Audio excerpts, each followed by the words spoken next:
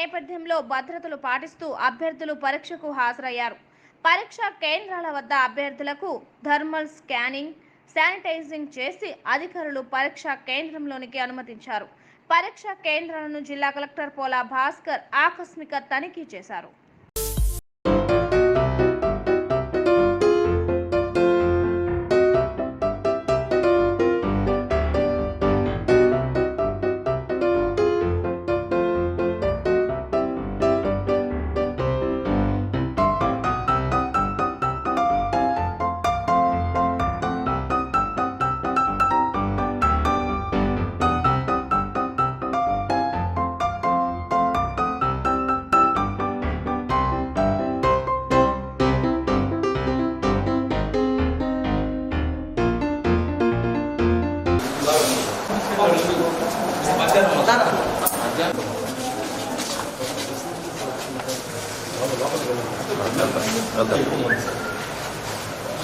Women candidates ఉన్నారు, ఎక్కువ మంది ఉమెన్.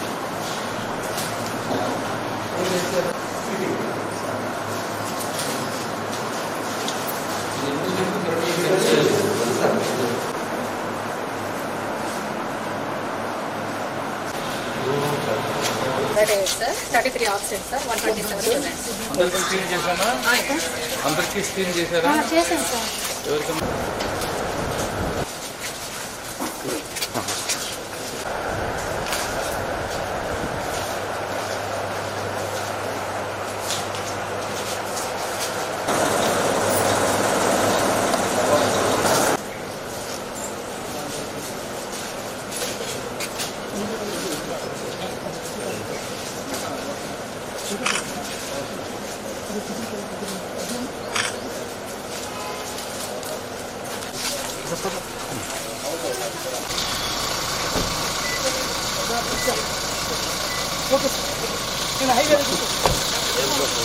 అవును సార్.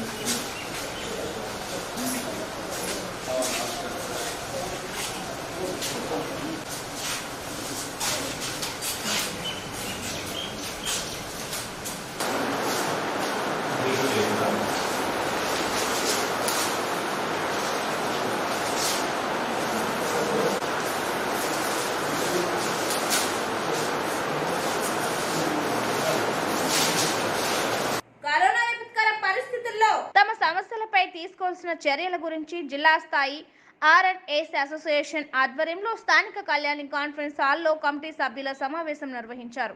ఈ కార్యక్రమంలో డివిజన్ సభ్యుల ఎంపిక, స్టేట్ అసోసియేషన్ కమిటీపై సమావేశం జరిగింది. ఈ కార్యక్రమంలో జిల్లా president Masood Jani, vice president SK Arif, secretary Sheikh Mohammed Ali, ఇతర సభ్యులు పాల్గొన్నారు.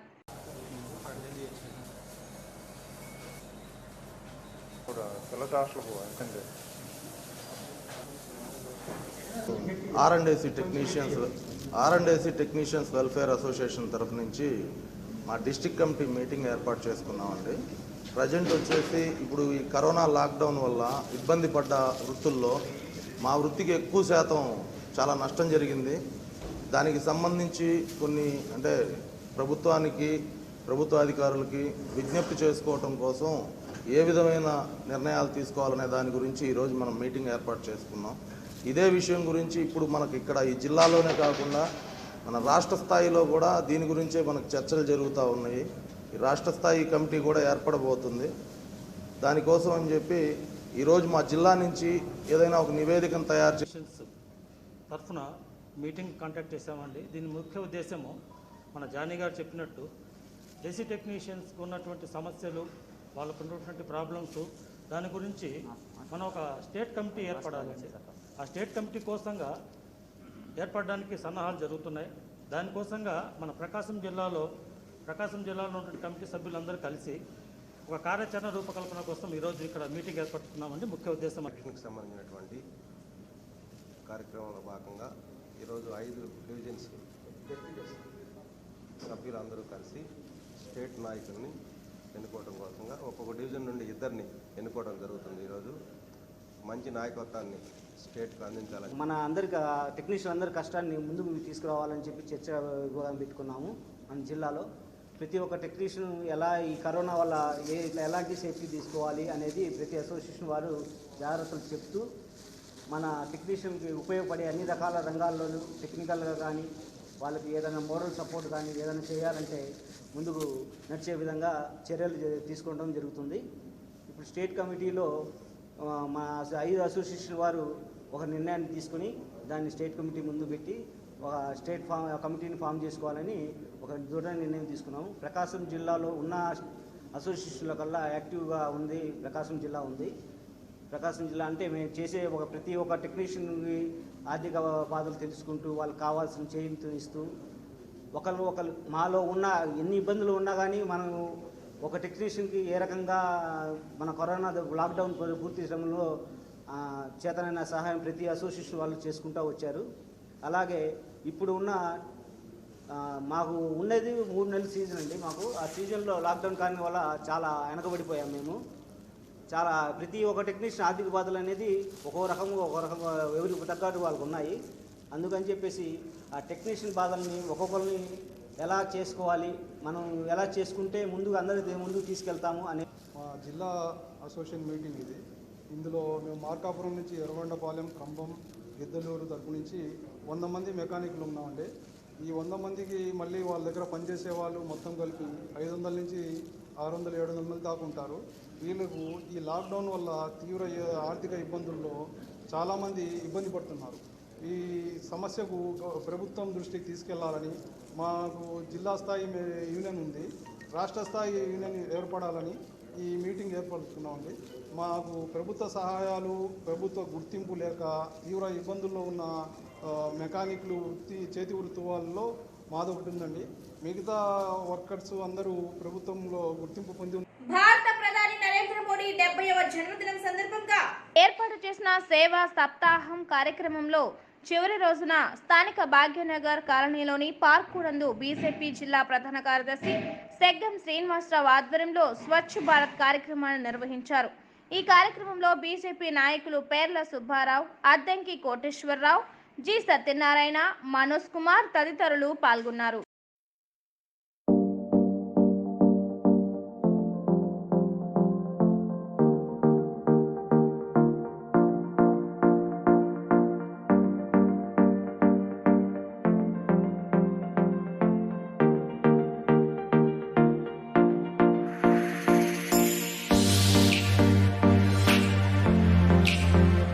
చేశాము. 16వ తారీఖున వికలాంగులకి వాళ్ళ యొక్క వస్తువులు అంటే కాళ్ళకి కానీ వీల్ చక్రాలు కానీ కళ్ళజోళ్ళు ఈ రకమైనటువంటి వస్తువులు పంపిణీ కార్యక్రమం జరిగింది. 17వ తారీఖున నరేంద్ర మోడీ గారి పుట్టినరోజు సందర్భంగా బ్లడ్ డొనేషన్ క్యాంపులు జరిగాయి. 17వ తారీఖున గ్రామీణ ప్రాంత స్వచ్ఛ భారత్, అలాగే 18వ తారీఖు కూడా అవే కార్యక్రమాలు జరిగినాయి. ఈరోజు పట్టణ ప్రాంతాల యొక్క స్వచ్ఛ భారత్ కార్యక్రమం చేస్తూ ప్లాస్టిక్ రహిత సమాజాన్ని మనం ఏర్పాటు చేయాలని చెప్పేసి నరేంద్ర మోడీ గారి యొక్క పిలుపు మేరకు ఈరోజు ఒక్కసారి వాడి పడేసినటువంటి ప్లాస్టిక్ని మనమందరం అవాయిడ్ చేయాలని, ప్లాస్టిక్ రహిత సమాజాన్ని భారతదేశాన్ని నిర్మించాలని ఒక సదుద్దేశంతో నరేంద్ర మోడీ గారు పిలుపునిచ్చారు. ఈ రకమైనటువంటి కార్యక్రమాలను ఈ వారం నుంచి చేస్తూ ఉన్నాము. ఈరోజు చివరి కార్యక్రమం.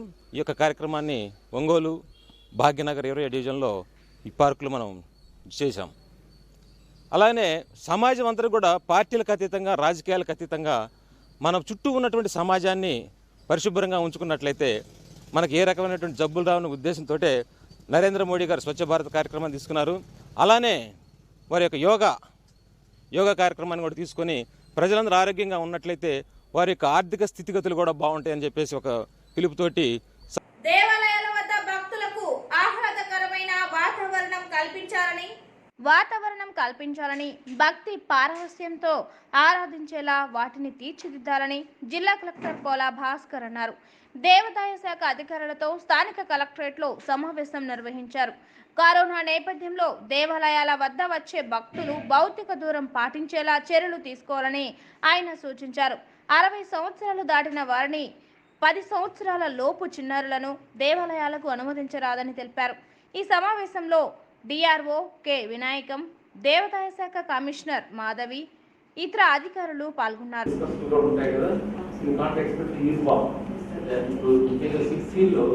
11,60,000 ఉన్నారు. మన జిల్లాలో అన్ని మ్యాప్ తీసామనుకో డాట్ పెడితే డిఫరెంట్ ప్లేస్ లో ఉంటాయి. మనకు మ్యాప్ వేసుకుంటే తెలుస్తుంది.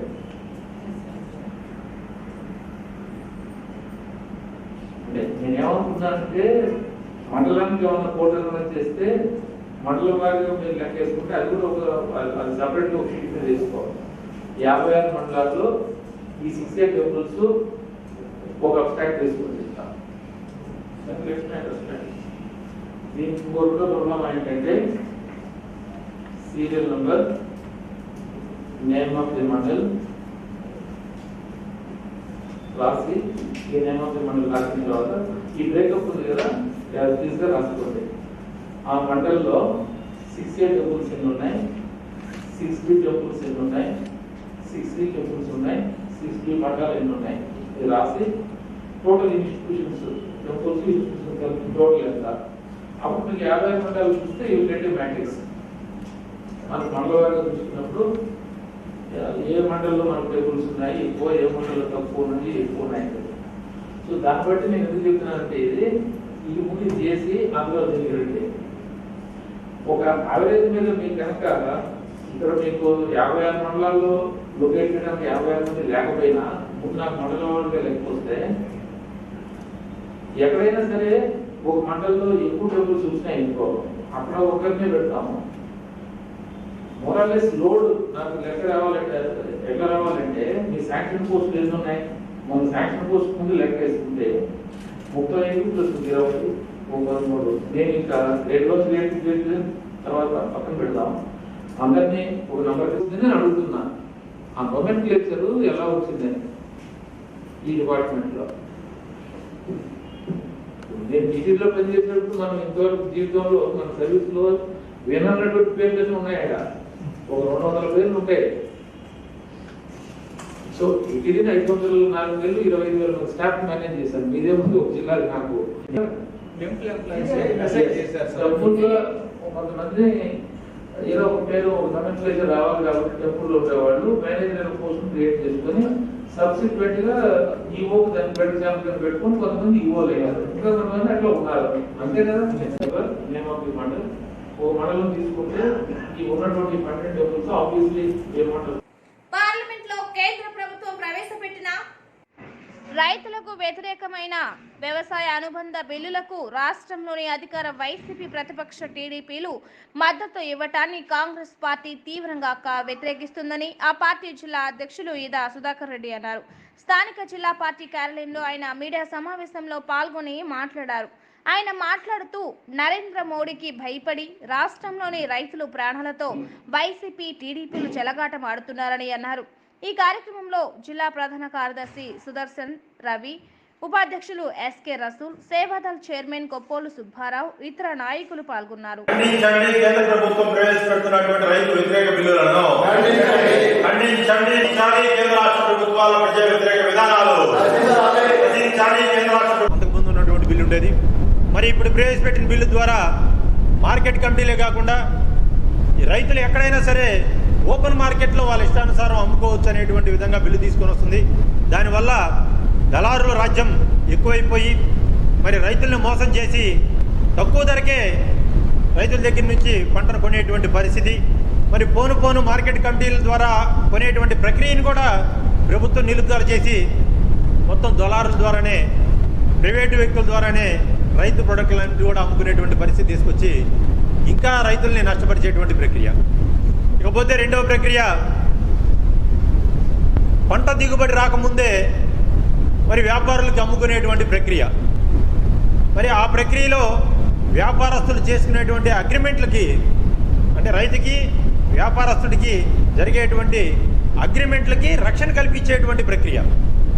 మరి ఆ బిల్లు కనుక పాస్ అయితే రైతు ఒకవేళ మరి తక్కువ ధరకి వ్యాపారులు కొనుక్కొని ఆ ధరకి అగ్రిమెంట్ పొంది ఆ తర్వాత రైతు మార్కెట్లో ఎక్కువ ధరకి అమ్ముకోవాలనుకున్న ధర ఎక్కువగా ఉన్నా కూడా అమ్ముకోలేనటువంటి పరిస్థితి. ఇప్పటికే రైతులందరూ కూడా అప్పులు ఊబులే కుదేలైపోయి ఆత్మహత్యలు చేసుకుంటూ ఉన్నారు. మరి ఈ రెండు బిల్లుల వల్ల రైతుల పరిస్థితి ఆర్థికంగా ఎంతో నష్టపోతారు. పండించిన పంటకు కూడా సరైనటువంటి ధర తెచ్చుకోలేక ప్రైవేటు వ్యక్తుల చేతుల్లో, అటు దళారుల చేతుల్లో, వ్యాపారుల చేతుల్లో మోసపోయేటువంటి పరిస్థితులు ఇంకా ఎక్కువగా ఉన్నాయని చెప్పేసి అన్ని పార్టీలు, ప్రతిపక్ష పార్టీలు, ఎన్డీఏ భాగస్వామ్య పక్షాలు కూడా వ్యతిరేకించిన ఈ బిల్లుని. మరి ఇకపోతే మూడో బిల్లు, ఇప్పటి వరకు కూడా దేశం మొత్తం సహకార బ్యాంకులన్నీ కూడా ఆర్బీఐ పరిధిలో లేకుండా, ఆర్బీఐ అబ్జర్వేషన్ లేకుండా స్వతంత్రంగా ఉండేవి. మరి ఈ బిల్లు వల్ల ఆర్బీఐ చట్టంలోకి, ఆర్బీఐ పర్యవేక్షణలోకి ఈ సహకార బ్యాంకులు, సహకార రంగాన్ని కూడా తీసుకొని వస్తూ ఉన్నారు. మరి దాని ద్వారా మరి ఇప్పుడు ఏవైతే నేషనలైజ్డ్ బ్యాంకులు ఉన్నాయో వాళ్ళు వేసేటువంటి ఛార్జీలు కానీ, ట్యాక్సులు కానీ ఇవన్నీ కూడా మొత్తం రైతుల మీద కూడా పడి ఎక్కువ భారం మోసిపోయేటువంటి పరిస్థితి.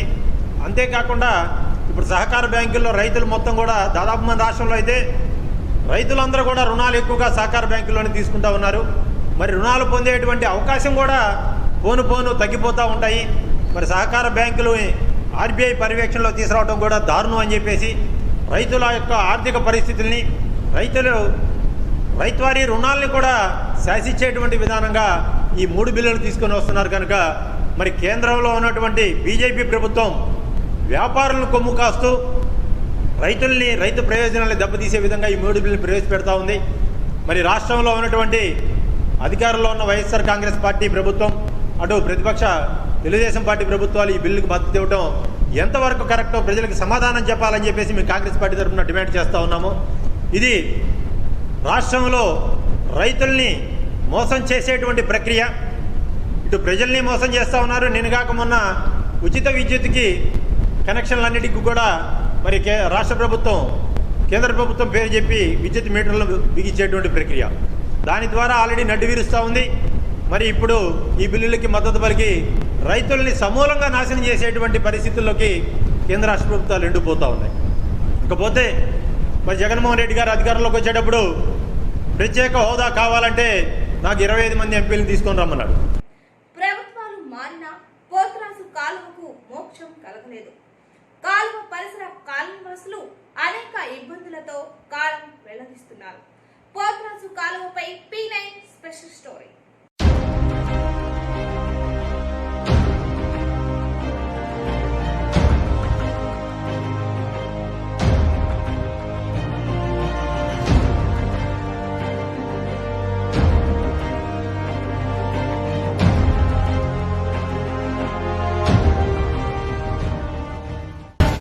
ప్రభుత్వాలు, పాలకులు మారినా పోతురాజు కాలువకు పట్టిన గ్రహణం మాత్రం వేడటం లేదు. దశాబ్దాల నుండి పోతురాజు కాలువ నగర వాసులను వెంటాడుతూనే ఉంది. కాంగ్రెస్ ప్రభుత్వం నుండి కాలువ అభివృద్ధికి అనేక పర్యాయాలు ప్రయత్నాలు చేసినప్పటికీ కాలువ ఆధునీకరణ ఎక్కడ వేసిన గొంగలి అక్కడే అన్న చందంగా పడి ఉంది. నిధులు కేటాయింపులు జరుగుతున్నా కాలువ అభివృద్ధి పనులు మొదటి నుండి మందకొడిగానే సాగుతూనే ఉన్నాయి.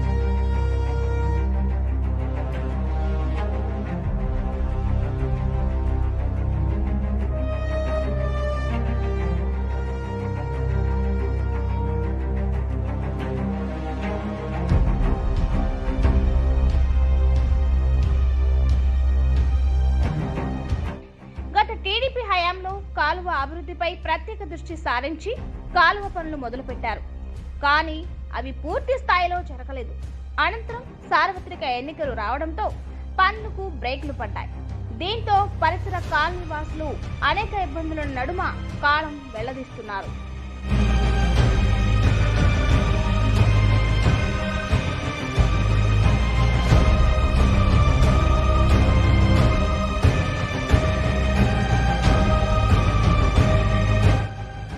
వర్షం పడిందంటే కాలువ నుండి దుర్గంధం వెదజల్లుతూ కాలనీవాసులకు కంటి మీద కొనుకు లేకుండా పోతుంది. భారీ వర్షం పడితే కాలువల్లో నీటి పారుదల లేక కాలువ పొంగి పొర్లే పరిస్థితులు ఉండడంతో ఆ సమయంలో కాలనీలు అన్ని బిక్కుబిక్కుమంటూ జీవనం గడపాల్సిన పరిస్థితి.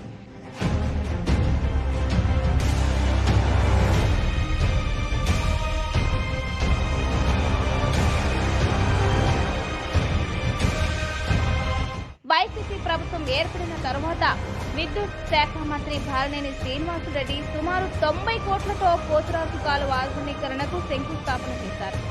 కానీ పనులు మాత్రం ముందుకు సాగనేలేదని సిపిఐ నాయకులు పుటూరి ప్రకాష్ రావు అన్నారు. పోతురాజు కాలువ పరిసరాలను ఆయన పరిశీలించారు. సమగ్ర సర్వే నిర్వహించిన నానాటికి కుదించుకుపోతున్న పోతురాజు కాలువ త్వరితగతిగా చర్యలు తీసుకోవాలని, పోతురాజు కాలువ ఆధునీకరణ చేయాలని, 33 కాలనీలు మధ్య ఆధునీకరణ జరుగుతుందని, ప్రజల ఆరోగ్యం మెరుగుపడుతుందని ఆయన అన్నారు. జిల్లా మంత్రి బాలినేని శ్రీనివాసులరెడ్డి చొరవ తీసుకొని పనులను వెంటనే ప్రారంభించాలని ఆయన కోరారు. రంగుల ఫ్యాక్టరీ నుంచి చింతల ఆల్లూరు దాకా పోతురాజు కాలువ ప్రవహించి అక్కడ ముదిగొండిలో కలిసేది. సొరంగోలు విస్తరించిన తర్వాత కాలువకి ఇరువైపులా దాదాపు 30 కాలనీలు ఏర్పడటం, ప్రధానంగా మరి మారుతి నగరు, లేకపోతే నాగేంద్ర నగరు, మరి ఈడ నెహ్రూ కాలనీ, ఒక పక్క చంద్రయ్య నగరు, ఈతల ప్రకాశం కాలనీ, బిలాల్ నగరు, కిందకు పోతే మరి బాలినేని భరత్ నగరు, ఒకవైపున గోపాల్ నగరం, తర్వాత తూర్పు కంపాలెం శ్మశానం దాకా విస్తరించి ఉండేటువంటి దాదాపు ఈ 30 కాలనీల్లో ఉన్న నీళ్లు, అదేవిధంగా ఒంగోలులో మరి వచ్చే మురుగునీరు ఓరజెరువు నుంచి కూడా వచ్చి డ్రైనేజీలో మరి దీంట్లో కలిసాయి.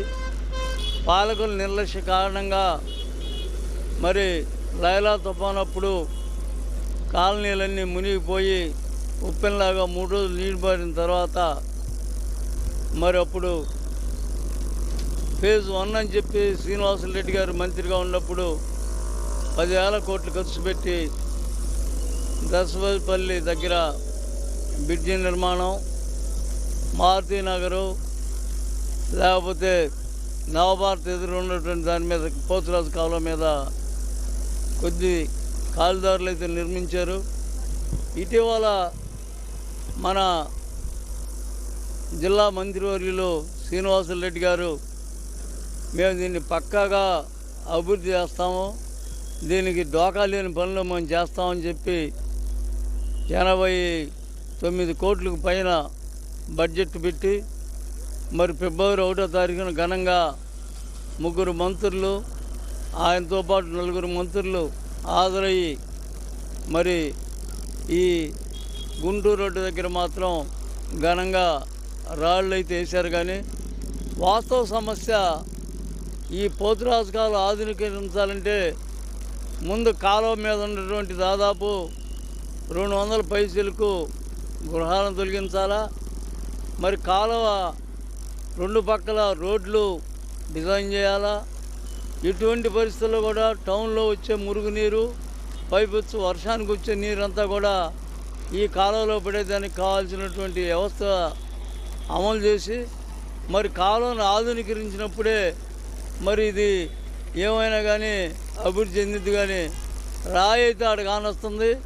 ఈడ మనం చూసినప్పుడు మరి ఇప్పుడు పూర్తిగా మరి 200 మీటర్లు 300 మీటర్లు కొన్ని ప్రాంతాల్లో ఉన్నటువంటి కాలువ అంతా బూడిపోయి చిన్న సైడు డ్రైనేజీ లాగా అడవి గుట్టలతోటి నిండిపోయి పరిస్థితుంది.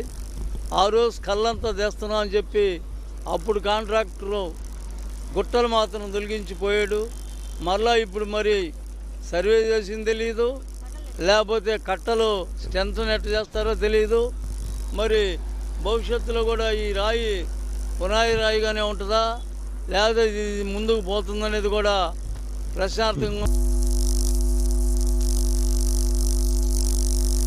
కాలకుండా ఇరువైపులు ఉన్న శివారు కాలనీ ప్రజలందరూ కూడా మళ్ళా ముంపు పోయే గురయ్యే ప్రమాదం ఉంది. కాబట్టి ఇప్పటికైనా మాటలు కట్టిపెట్టి సమగ్రంగా కట్ట మీద 2 వైపులా సర్వే చేసి స్థానికంగా ప్రజలకి ఇబ్బందులు లేకుండా, అదే సందర్భంలో నగరవాసులకి మరి వరదలు వచ్చినప్పుడు కానీ వానలు మెన్నుగా కురిసినప్పుడు కూడా ముంపు ప్రమాదం కూడా లేకుండా చర్యలు చేపట్టేదానికి సమగ్రమైన సర్వే కూడా జరిపి తక్షణమే పనులు ప్రారంభించాలని కమ్యూనిస్ట్ పార్టీ డిమాండ్ చేస్తుంది.